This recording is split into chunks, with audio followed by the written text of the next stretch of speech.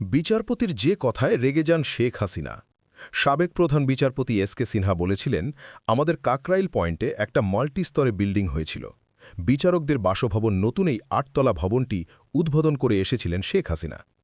অনুষ্ঠানে প্রধানমন্ত্রী হিসেবে বক্তব্য রাখার আগেই শেখ হাসিনাকে সিনহা বলেন, আজকে বিচার বিভাগ একটা স্থবির অবস্থায়। আপনাকে ভুল বুঝানো হচ্ছে আইন মন্ত্রণালয় এবং অন্য কোনো মহল থেকে, যার পরিপ্রেক্ষিতে আপনার সাথে অর্থাৎ সরকারের সাথে বিচার বিভাগের একটা দ্বন্দ্ব চলছে।